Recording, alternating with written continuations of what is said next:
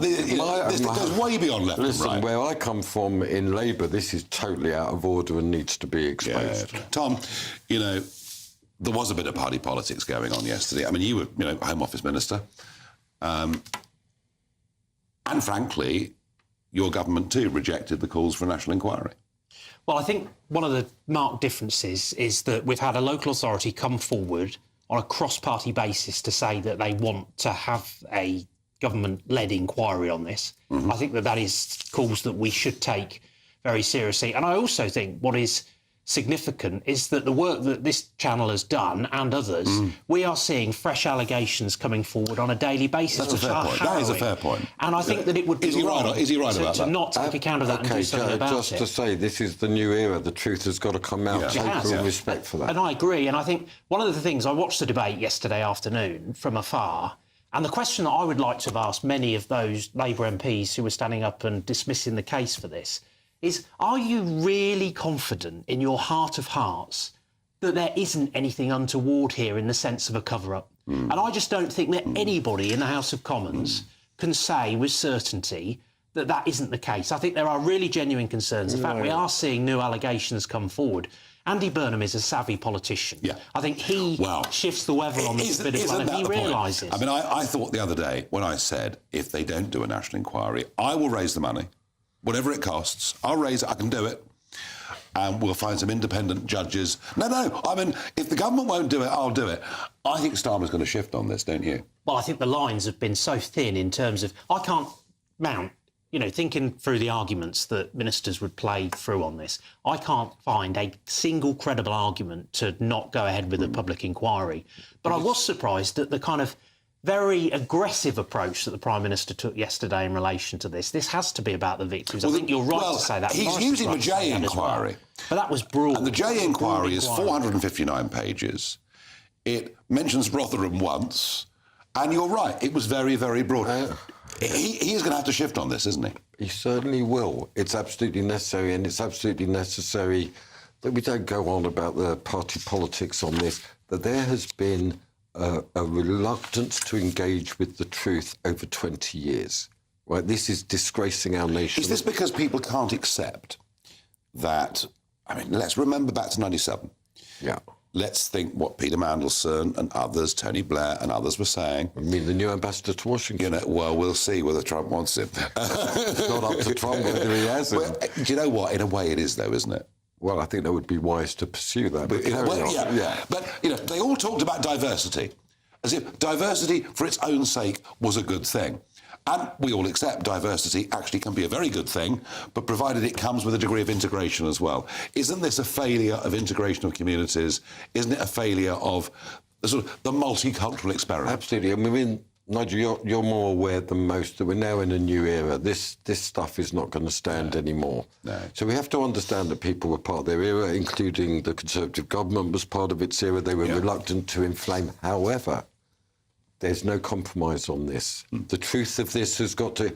We know that there's more coming out. Look, I've talked to people throughout the country and I've heard stories that are simply horrendous. The truth needs to come out without fear or favour. And I think the thing is, there's been this false choice presented about having an inquiry and getting on and deliver the J recommendations. We've got to do both of those things in parallel because victims do deserve the J recommendation was and these failings must never be repeated. But the J report... It was not implemented, but this is a different thing, Nigel. This is about the game has changed. A political moment of reckoning. Yeah. And one of the things that's got to be reckoned with is the nonsense around multiculturalism and diversity as being unqualified. Well, I absolutely agree with you. OK, but that's the politics that's coming. Yeah. Well, I have to say, I've campaigned on grooming gangs since 2012. I remember an extraordinary situation in 2014 in Rotherham where a couple who were foster parents were taken off the foster register list in Rotherham because they were UKIP members. So all this terrible stuff was going on. Nigel, and that was how the local authority behaved. It's unbelievable. But, Nigel, there are parents who went to the police who were then investigated for race. This has got to stop. We've got to have a judge-led... really specific inquiry and as you into say, this. With powers of subpoena. Well, with arrests and trial going on in parallel. This has got to be done with merciless justice. It's funny, you get these occasions when Westminster and quite a bit of mainstream media, along with politicians, are just out of touch with the country. This is a vast gap, isn't it? Well, I think you were very quick in pointing out the fact that there needed to be a real effort to get to the truth. I was on this programme last week when Chris Hope was in the chair covering, and I said I didn't think that this position would hold because it's just not justifiable to deny that of victims. There must, of course, be systemic change to prevent things like this from happening again. But you can't be sure of that unless you get to the truth and understand precisely what has happened. What these girls say is they went to social services, they went to the police, they went to senior school teachers, and no one believed them. It's harrowing. And actually, the story that Charlie told earlier in the week on this channel about the fact that there was a police officer who turned up at a victim's home and confronted them and made them take a morning after pill. That is just staggering. Look, absolutely staggering. This is just what happened, and it's part of this, Nigel, is that people didn't want to be rude. They didn't, so we've got to have a context where this could be spoken about fully, truthfully. Well, I think it's coming. I think it's coming. I think we all feel it's coming. I'm telling you it's coming. OK, there we are. On that note, well, in a moment, we are going to talk about a variety of subjects. Chagos, the senior government officials in Chagos have been in London this week. I understand they've reached some sort of agreement today that involves a lot of money. I'll tell you what I know about that situation. And we'll also talk about the fact that hundreds of immigration removal officers have just received their notice. All of that in a couple of minutes. This Saturday at 8 p.m, tune in to a GB News Investigates documentary as we tell the full story of the grooming gang scandal. My childhood has been stolen. We will expose the cover-ups that have kept this national scandal under wraps for decades. Not one person has been held accountable. Our investigation uncovers the true scale of this outrage. I want to see senior officials held legally to account. On GB News, grooming gangs, Britain's shame.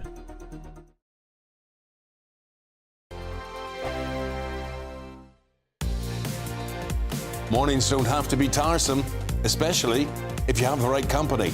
Wake up to news as it happens, opinion and debate, and of course, a little bit of entertainment too. Because when the kettle's on, we're on. That's Breakfast on GB News, a show worth waking up for. Every morning from 6 a.m. Only on the People's Channel, Britain's news channel.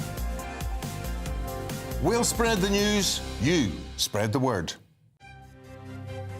GB News Breakfast, every day from 6 a.m. We've got a special treat for you because we can show you this lovely video of a lady running on a beach. So you're not missing much if you're listening on the radio. It is literally a woman in white writing on the beach, writing 2025. Yes, because that's the year we're in now. Is it? Yes, Wow. and it's because Meghan Markle returned to Instagram yesterday. Former world correspondent for The Sun, Charles Ray, joins us now. Are you inspired to remember the year, Charles?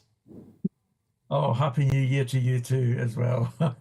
I honestly haven't got a clue what she's doing now. I would have thought we should have had the theme tune from Jaws as she was running down to the water there and everything else. They're being quite hypocritical here because they came off social media because they were getting unparalleled abuse. I don't condone at all. It is not right whatsoever. And they've spent the last few years complaining about social media. We've seen her before with her lifestyle blog, haven't we? Before she met Prince Harry, she was running a successful blog. Do you think she wants to go back to doing that sort of thing? I think it's possible that that's what she wants to do. I mean, I don't understand how these things work, okay? But all I know is that certain influencers earn an awful lot of money from Instagram and everything else. Now, they're talking about figures. I mean, whether this is true or not, I've something like £790,000 she could earn per post.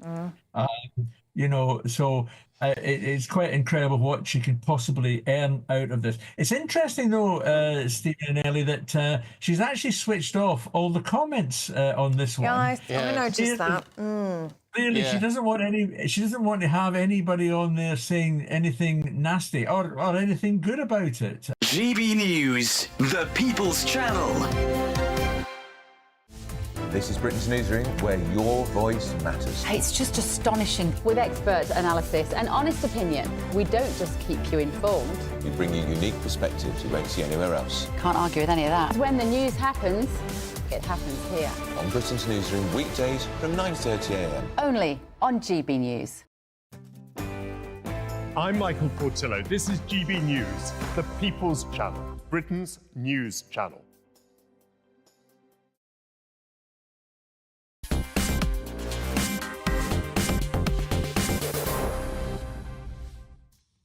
Some of your reactions to whether there should be an inquiry or not and whether Labour are really in the wrong place. Nigel, Labour are not out of touch. They know exactly what's been happening, but there's an awful lot to hide. Well, a lot of people think that.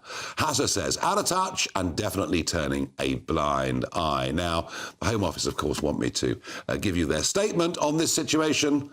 Here goes. No child should ever suffer sexual abuse or exploitation, and it is paramount we do more to protect vulnerable children, which is why we are working at pace across government to drive forward real action to implement the recommendations of the independent inquiry into child sexual abuse. So there we are, then that sorts all of that out. Now, Chagos. I have been campaigning hard for this surrender of sovereignty of the Chagos Islands not to go ahead, and regular viewers will know that. I've been busy in Parliament asking David Lammy and other ministers questions about that. The one little victory I suppose I've got is they've promised us that they won't use royal prerogative to sign the treaty. It will have to come before both houses of Parliament, and that's very, very important. Chagos has a problem, not Chagos, Mauritius, has a problem. They have got a national debt problem. By the way, one might be coming here quite soon too. But they're in trouble, and they need money. They need money quickly. Otherwise, the big agencies, Moody's and others, will downgrade Mauritius, which would be disastrous. So what has happened in London over the last 2 days is we are giving the islands, including Diego Garcia, to Mauritius, who've never had sovereignty of them ever in history, and we're paying them to take away what's ours, and we're going to front-end load the payments. 9 billion quid. 9 billion quid the deal is worth to Mauritius over the course of the next 99 years. We'll front-end load it with a few billion. That's what's happening, and the Mauritian government are desperate for the money. It's a catastrophe. The Chagosians themselves don't want this. It's bad news for us. Once Trump's been inaugurated and finds out fully what's happened, he's going to go completely and utterly potty. And Diego Garcia, which is the most important American military base in the world, will find itself shortly under Chinese surveillance. Lord Glasman, maybe you disagree with me. I find this, I can't, why are they rushing this before the inauguration? Look, I'd like to disagree with you. I can't understand the rush. I can't understand the strategic logic behind this. And I think it's absolutely paramount that they take a break, take a pause and reconsider.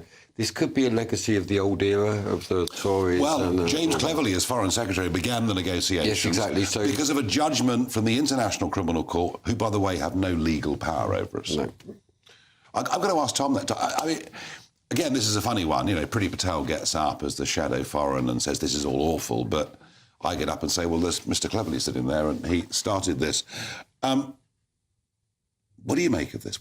Well, I agree with Priti on it. And look, I don't think this is a particularly good episode of UK statecraft. I think it diminishes our standing on the world stage. I don't think it sends the right message to the new incoming Trump administration. I just struggle to really find a justification for why we would go down this route. But also, we're giving this away. I've seen figures today bandied around of £9 billion total, which is an enormous sum of money. For what? For something? We're paying for the privilege to give it away. I know, exactly. And there's a nuclear element to this too, which is that Mauritius is a signatory to a Treaty of Plebinda with other African countries, which says no nukes on their territory. Now, quite what that means for the American bomber fleet, submarine fleet, I just don't know. Whether this gets stopped, folks, I've no idea. Maybe if this has been agreed, and if we sign a treaty before Trump gets inaugurated, maybe by the time it gets to Parliament, we'll realise... No, it's not going to go through, because it's only 15 days away. I mean, the inauguration is less than... it's 30 days away. They can't get it through Parliament before then. I agree with that. They can't do it. And what's absolutely necessary is a strategic document to come from the Foreign Office. Who are our enemies? Now, obviously, high on that list is China. High on that list is Iran. High on that list is also, and this is where we do disagree, is Russia. I'm very, very concerned about I never said Russia. they're an ally, but, you know... OK, I'm just saying that's very important. And where does this fit into the general strategic... To me, it sounds like a... There isn't a general strategic plan. Well, then that's the absolute priority before anything... We're going to do our best to get this stopped in both houses, and that there is no doubt, and probably the Trump regime will help us. Now, this is really interesting.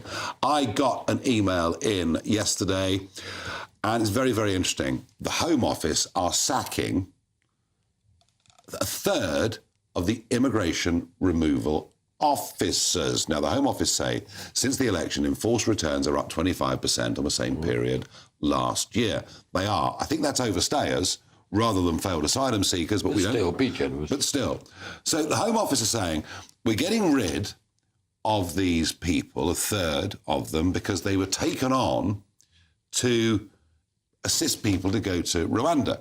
And we've now got rid of the Rwanda scheme, so we don't know you. If you look at your screen there, you'll see a redacted letter that was sent out to 280 people. I just find this a bit odd, Lord Glasman, that we've got a government that says we're going to crack down on the gangs. We've got a government boasting about increased returns. We have a huge list of failed asylum seekers who should not be in this country, who are still here. Isn't it a false economy to sack people who actually whose job is to get people who are here illegally to go? And I remember the last Labour government, under Blunkett and others, I mean, if you were here illegally and failed your asylum case, you were gone. Yep. Well, I've got huge respect for David Blunkett, and he's part of the tradition that I'm part of. It looks like the same, if you don't mind me using the expression, bullshit management that we're living under. I mean, I don't even think this is properly thought through. We're not allowed to say that before 9 o'clock, but never mind, keep going. Sorry, my apologies to everybody. I'll take the legal consequences, but it's a meaningful word. They quite mind that. And you know what I mean. Yeah. I don't think this is part of a general strategic case. What they said, the Rwanda scheme's gone, so we get rid of those people.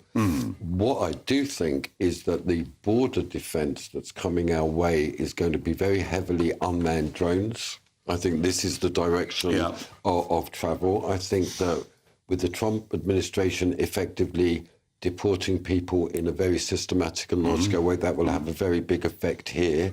The point being is that borders must be strengthened. Yeah, and this is just yes, and actually, one of the ways you strengthen borders is to deport those who are here illegally, because that is a disincentive for people to come. I mean, you were involved with this as a minister. I think this is really short-sighted, and there is a resource here. There are highly trained, skilled individuals. I actually want to give a shout-out to these teams because they do really difficult work in challenging circumstances, in immigration enforcement, the operators that provide removal services, as well as the guys and girls in Border Force.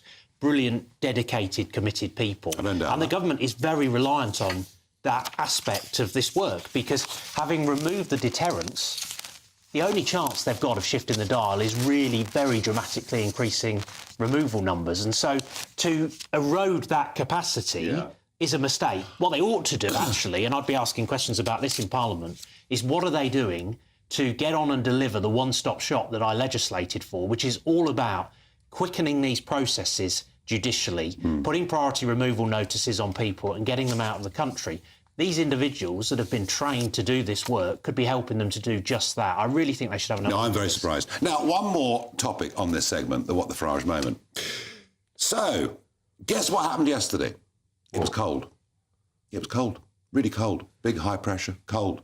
It meant there was almost no wind blowing whatsoever. And the funny thing is that we had an increased demand for electricity. And as we import 12% of our electricity from overseas, guess what? The Europeans we import it from, they needed more electricity too because it was cold. And we got within a whisker of major blackouts over the country. Just extraordinary. And yet we're pushing on with the Conservative policy of wind power, wind power, wind power. We're mad, Tom.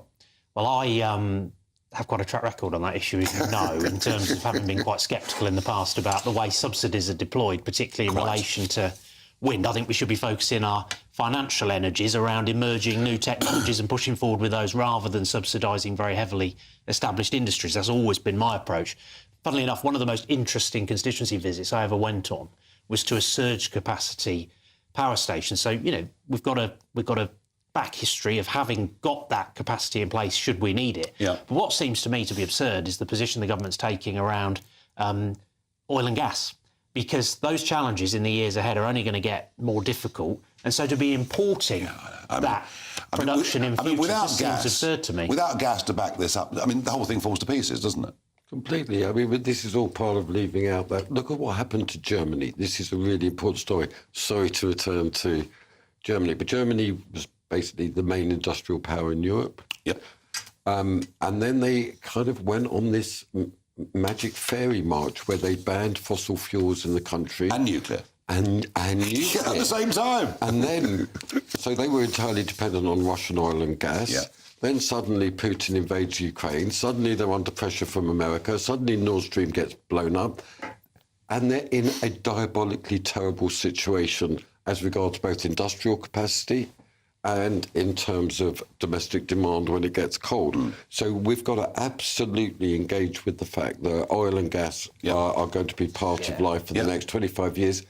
Like it or not. You've got to have an energy mix. Well, like it or not, you've got to like it. You've got to embrace nuclear. I mean, you talk about nuclear. We've got to have nuclear power. I agree. We've got to have all of those things integrated, because what I want is the reindustrialisation of our country, and we need serious heat for that. Like you, I'd much rather make things here than import them from elsewhere. And particularly, we've got to think about our sovereignty and what's necessary. And strategic things like steel, etc. So this is all part of the changes. No, there isn't. It's credible on this. And lastly, on this segment, What the Farage? I love this. This is personal.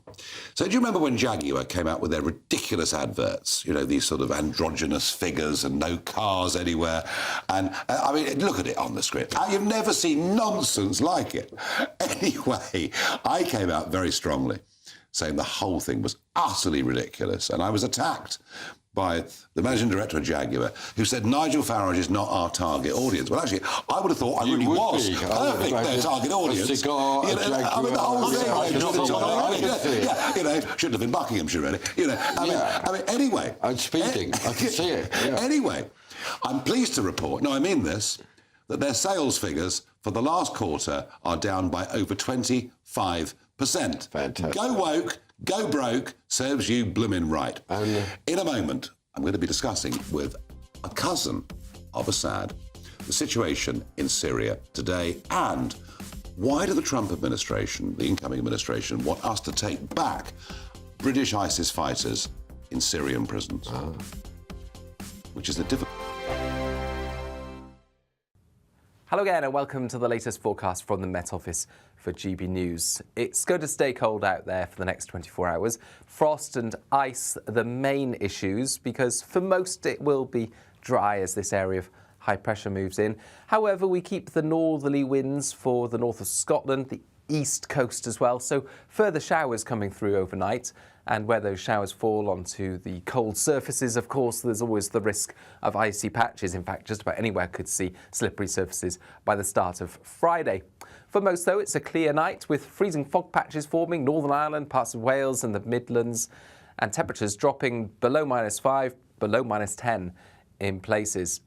It's not going to be quite as cold in the far southwest, because here we've got an Atlantic front moving in. That's going to bring out breaks of rain with snow falling above 150 metres. So Dartmoor, a few more centimetres of snow. At lower levels, it's rain, but that rain falling onto cold surfaces, again, bringing the risk of ice. Elsewhere, for the vast majority of the UK, it's dry and clear as we start off Friday. But there will be those freezing fog patches, so poor visibility for parts of Northern Ireland into Wales, the Midlands, for example. And that fog will be slow to clear. Where we've got the fog, of course, temperatures will be suppressed throughout the day, not rising above 0 in many places.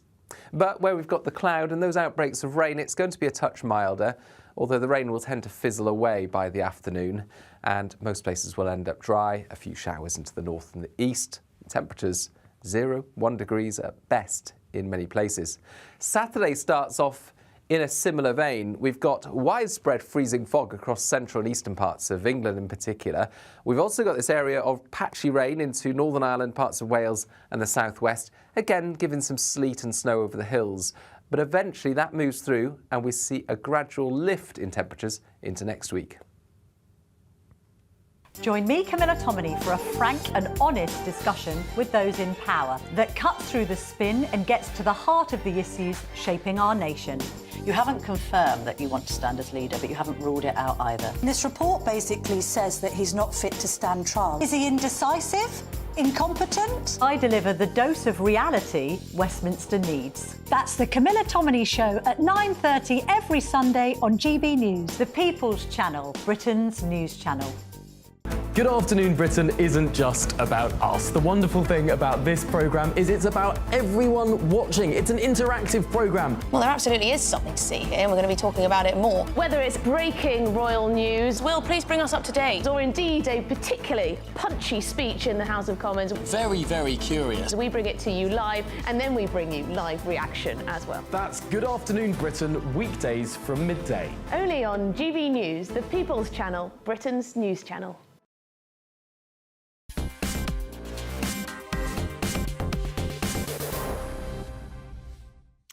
Let's talk all things Syria. I'm joined in the studio by Ribel al-Assad, born in Damascus, the 13th of 16 siblings, which is pretty extraordinary.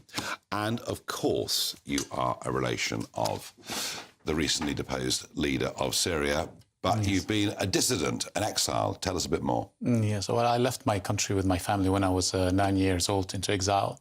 And I only got a chance to return, in 1993 for a very short time when after an argument I had with my cousin, they tried to assassinate me at the Damascus International Airport.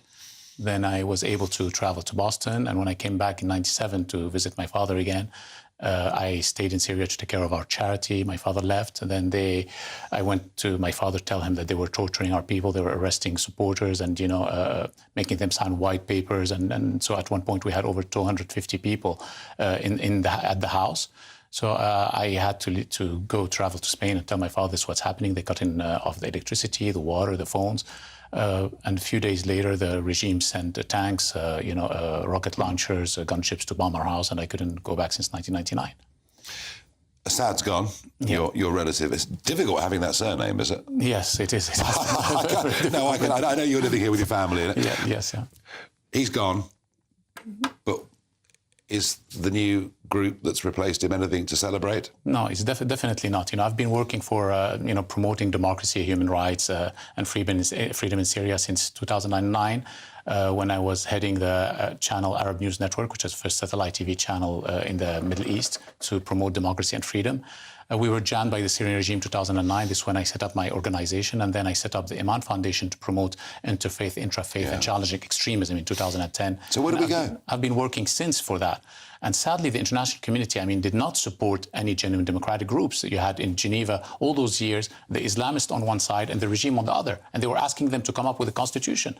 Well, a 5-year-old could see that those people could never come up with a constitution. And a very odd situation now. We've got Sebastian Gorka, who's a good friend of mine. Yes. And he's going into the Trump administration, and he'll be dealing with terrorism, counter-terrorism. And he says that the UK passport holders who are Islamic State supporters in Syrian prisons should come back to Britain. Any nation which wishes to be seen as a serious ally and friend of the most powerful nation on earth should act in a fashion that reflects that serious commitment.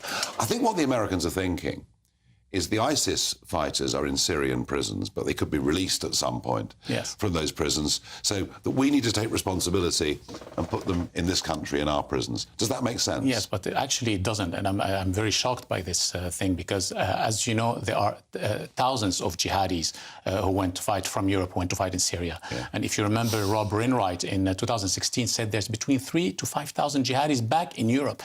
Hard battled. Jihadis who were back. And as you know, we need 16 to 21 person for full surveillance on each person. So you need the whole citizens, going around trying to save those people. It's a big ask from the Americans. Well, but it's shocking because, again, we're always going after the brand. We should not go after the brand. We should go after the perverted ideology. Today, those people who came to power in Syria, they're not much different from ISIS. They have thousands of jihadis who are fighting with them. The guy was the leader of, one of the leaders of ISIS. Then he became the leader of Al-Qaeda al-Nusra in Syria. And today you have, everyone running to him as if he's the new democratic leader. Imagine, Osama bin Laden, after what he did, in 11th of September, London bomb. bombings, Madrid bombings, giving him a nice suit, a nice tailored suit, giving him a nice haircut and saying, here we have the new democratic leader. And he apologizes he was young, as this guy said on BBC. Yeah. He was young and he apologizes for what he did. This is complete nonsense. This guy is giving citizenships to all those foreign jihadis, Syrian citizenships, and he's giving them ranks in the new military. You have Uyghurs, you have Albanians, Jordanians, Egyptians. It's really crazy. Not good. I'm sorry it's a sad story, but thank you for coming in. Thank you and sharing some of it with us. You. Yeah, no good news there. Now, up next is Patrick Christys. Patrick, what have you got coming at 9 o'clock tonight? Yes, Nigel, thank you very much for fitting me in this evening. Just a quick one. Yes, there we go. So I have got a grooming gang special from 9 to 11 p.m. We're going to be live in Rotherham with Charlie Peters, but specifically from 10 p.m, Nigel, I've got an absolutely top panel who, by the way, do not get on. We've got Miriam Cates from the Tories, Matt Goodwin from Reform, and we've got Barry Gardiner from Labour and Peter Tatchell off of what can only loosely be described, I think, as human rights. We are also going to be revealing exclusive data that we've got here at GB News, which is astonishing. It's from the Women's Policy Centre, and it's their attitudes when it comes to whether or not we should be having an inquiry into Pakistani rape gangs, whether or not we should be having deportations of criminals, but also, as well, family members of people who did not report that their husbands were actually committing these offences. It's going to be all action tonight. Should Keir Starmer be held to account for his role as DPP, and should Jess Phillips have to go as well? So make sure you tune in for that. Excellent. Patrick, thank you. We'll see you at 9 o'clock. In a moment, I'm going to talk about the local elections that were due on the 1st of May this year, yet 9 million people could be about to lose that vote. Can that really be happening in modern-day Britain? Maybe. Can't wait to get in that sea. Lovely and warm. Just like the feeling of having great travel insurance. All Clear Travel Insurance sponsors GB News Travel Destinations Forecast. It's not too hard to find something a little warmer than the UK. Around the Mediterranean, temperatures are generally in the low teens, but it's not completely dry. If you All Clear Travel Insurance sponsors GB News Travel Destinations Forecast. This is Britain's Newsroom, where your voice matters. It's just astonishing. With expert analysis and honest opinion, we don't just keep you informed. We bring you unique perspectives you won't see anywhere else. Can't argue with any of that. When the news happens, it happens here. On Britain's Newsroom, weekdays from 9:30 a.m. Only on GB News. In the GB Newsroom, we bring you the news as it happens. With our team of dedicated journalists across the UK. We're ready to keep you up to date with what's happening every half an hour, every single day. Bulletins here on GB News. The People's Channel. Britain's news channel. Britain's Newsroom. Weekday mornings from 9:30. Mr. Motivator, he joins us now. Mr. Motivator, a very happy new year to you. Thank you so much for joining us on the show. There you are, bright and early. So how are things? How can we all kick ourselves into shape? By the end of January, most people have thrown their New Year's resolution out the window. I think what's important is that we make a change for life, and we set ourselves small goals, and as we achieve those goals, then we reward ourselves. And in other words, you want to run 10K, you don't immediately get up and go run 10K, do you? You run between 2 lampposts and walk between 20. If you're not into running, don't choose running. If you're into dancing, that's great. If you're into any kind of movement, that is the way to keep yourself active, healthy, and also maintain your independence. So, Derek, is the point that you keep it manageable and small enough that it's achievable? Why don't we just find 4 exercises that you do for 1 minute each exercise, and you do that 4 times a day? Achievable, isn't it? That's only 4 minutes of exercise. And I guarantee at the end of the day, you'd have done 12 minutes, which is like your daily dozen. So there's your goal. I want to do a daily dozen of exercise lasting a minute each, right? And the first thing you could be doing is getting up from your chair, right? The moment you stand up, you incorporate so many muscles in your legs, right, that you're going to feel good, yes? So, right, go on then. Get up off your chair, Adam. Show me how it's done. Easy, come on. Easy, yeah. Look at that. No hand. The next thing I want you to do is to reach up real high. And if you bring it down, up I'll and do down. That one. Yeah. For a minute, palms facing. Oh, for a minute? You're not flying a minute. That's better. There we go. GB News, the People's Channel. We're proud to be GB News, the People's Channel. And as you know, we always love to hear your views. Now, there's a new way of getting in touch with us at gbnews.com/yoursay. By commenting, you can be part of a live conversation and join our GB News community. You can even talk to me, Bev Turner, or any of the members of the GB News family.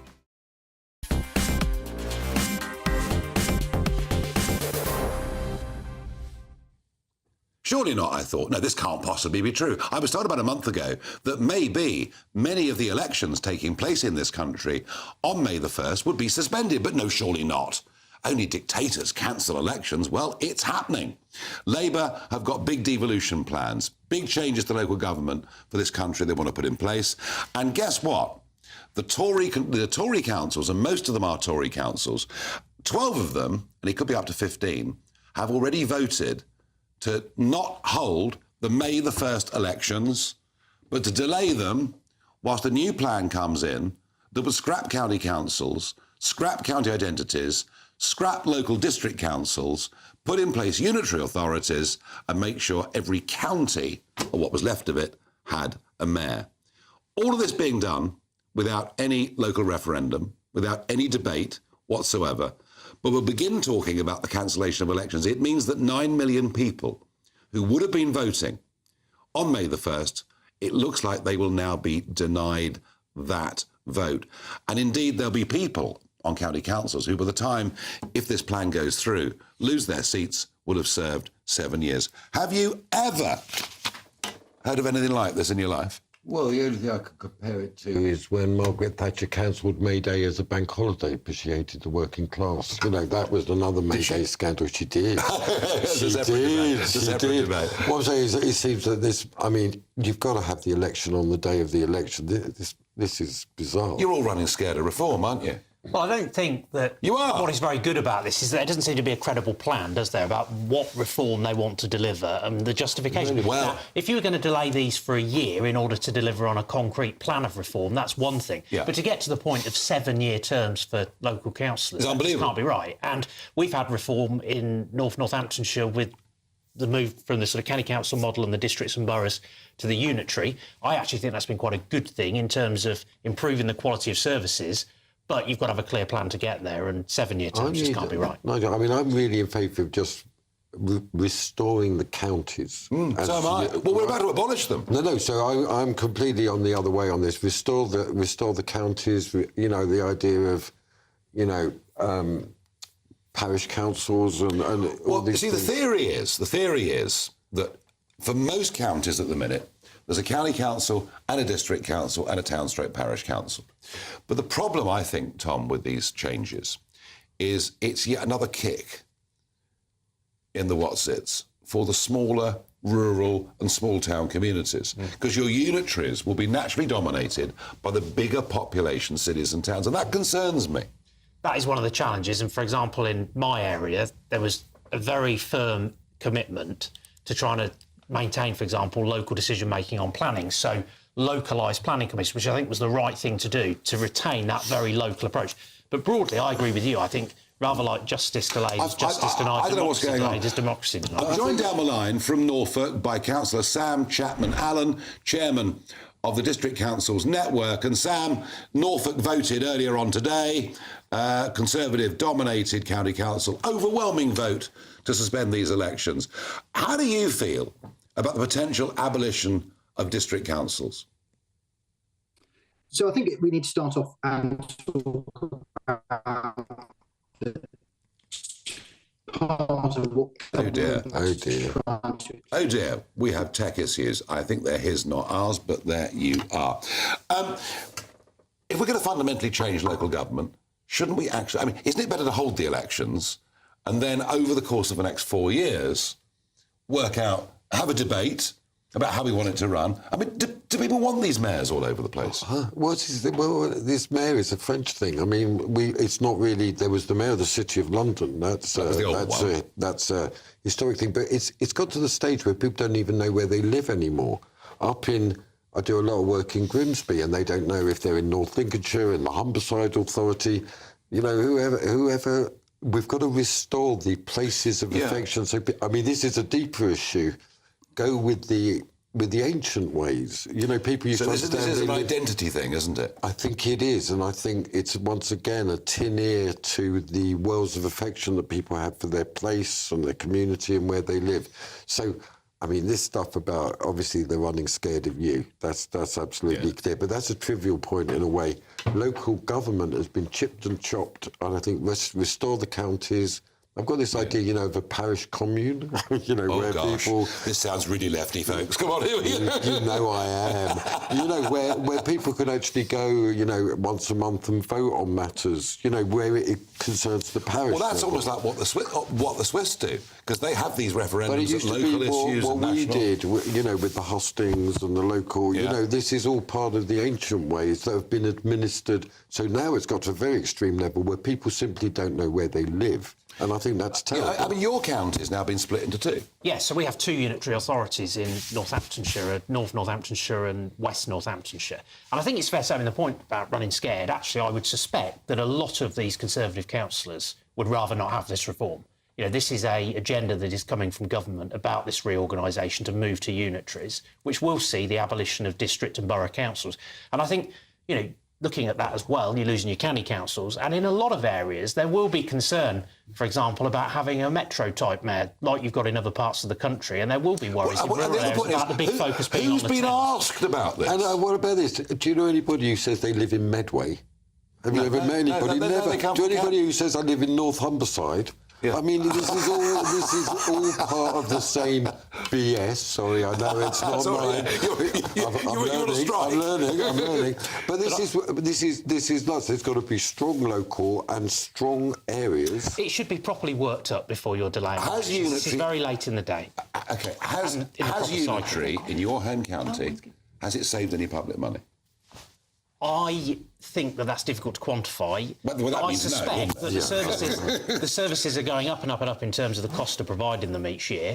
I think in terms of the responsiveness, there has been some improvement on the back of this. I do think it makes sense to look at a number of the challenges in a joined-up way. Obviously, the circumstances in Northamptonshire were very particular, and so steps were taken to reform local government on the back of that. This is a national approach that's being taken to this. There is going to be compulsion associated with this where councils don't want to engage with the agenda. That's an entirely different kettle of fish. And I'm just worried that this is all being done the wrong way round. They should be done with proper planning and within the national Hold cycle. the elections, and then if you want to make these fundamental changes, have a proper public debate about it. Yeah, I think a whole one on where we live. I think people have got to have a vote on that. No, I agree with that. Gentlemen, thank you for joining me this evening. Now, Matthew Goodwin is up next. Matt, what are you discussing this evening? Well, we've got a lot going on tonight, Nigel. We've got that bombshell poll showing that reform's level with Labour in the national polls. We've got... I didn't mention that. We've got Melanie Phillips talking about this new definition of Islamophobia. Is it being used to shut down criticism of Islam and British Muslim communities? We've got Ayaan Hirsi Ali, the well-known author, coming on to talk about the cultural dimension of this scandal. Why is it so endemic within British Pakistani Muslim communities? And then we're going to be talking about local councillors who are saying, give us that national inquiry on the rape gangs. So a really big show. It is a very big show, and we were discussing this earlier. I think in the end Starmer has to give way on this, doesn't he? I agree. I think it's inevitable. I think it's inevitable too. Well, there we are. I'll be back with you next week. But let's have a look at the weather with Aidan McGibbon.